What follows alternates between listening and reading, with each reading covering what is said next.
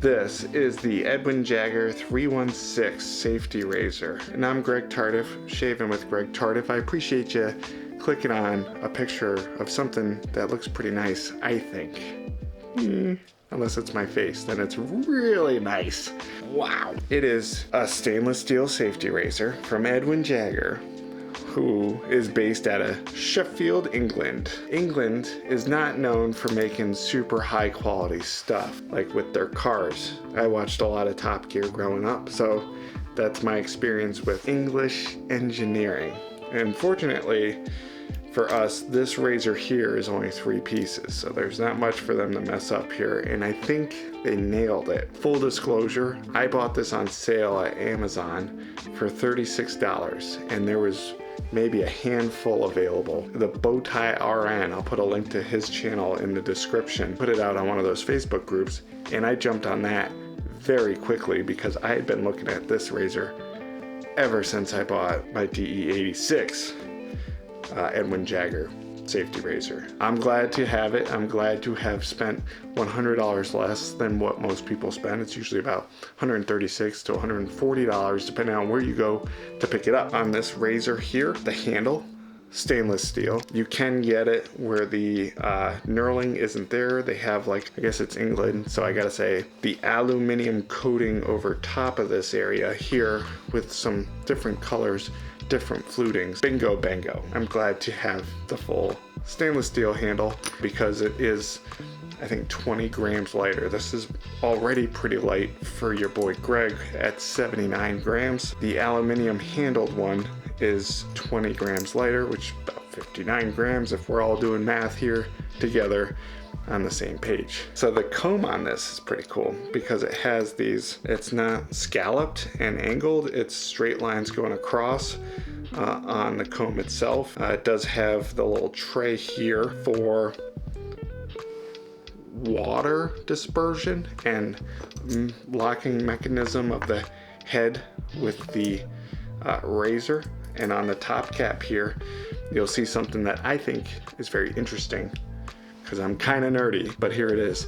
There's some knob, I guess the knob pins that lock the heads together, the comb and the top cap together. Has some pins, but also has some hot dog shaped pins there too. So it gives double protection. So when you go to put the blade in, right? So this is a treat blade.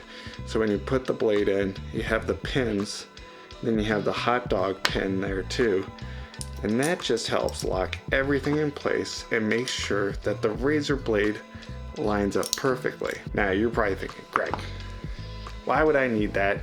These things should just lock in automatically, circular pins or not.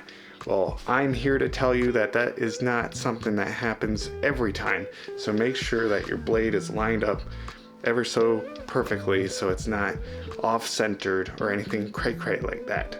Okie dokie, okie dokie, okie dokie, artichoke. That's something that I really liked. I feel like they over-engineered it, but in a good way where it actually benefits us, the shaver, and not just like a +1 for why you should buy the 316 over the DE86, because the DE86 just has that plebeian style top cap with those pins. Those pins. Come on, son. Come on, son. Quality of shave on this thing is very good. It's a milder, less efficient shaver than some of the other high dollar razors out there, and I think that's why they put those feather blades in there. Comparing, if you have a DE86, it's very similar to the efficiency, maybe a little bit more aggressive, but not quite to that place in your brain where you're like, it's just gonna eat my skin up, it's gonna eat it up like a cannibal. It's not gonna do that. It is very nice with the feather blades. I have the Treat steel blade in this one now. Astro Superior Platinums do okay in it, but I do like a sharper blade when it comes to a milder razor. Comparing it to like the Alpha Outlaw, this guy here is a bit more aggressive, a lot more aggressive I should say, or efficient than the 316. Also comparing it to, let's say, the Rex Ambassador, right? Even on its #1 setting, it's still too efficient for a lot of people. This would be a good place if you wanted to drop some coin on a really nice razor, get some good shaves, and not eat your skin or worried about eating your skin, the Edwin Jagger 316 would be probably the best choice for you. Again, I bought it for $36. Would I buy it for $136 having it now? Probably. I think it's hard for me to just say yes because I already own it and I spent $100 less on it than you might spend on it if you're interested in picking one of these up. I think it'll last a long time. I like that it's stainless steel. You know, it's just a very elegant safety razor. If you don't have one and are looking at one, I think you're going to be very surprised with the quality of shaves that you get with it. You don't need to buy every razor that I ever review, because here's the thing. I don't know that I would own as many razors as I have today if I weren't making these videos. If you have a need for it or have the funds available to try something, it might be worth it for you. The Edwin Jagger 316 safety razor was one of, I said 5, but it turned out to be like 15 razors that if you just had to buy one razor, which one would you pick? You can check out the other ones right here or right here. It's fun to watch. I'll talk to you soon. Ciao for now. Oh, goodbye.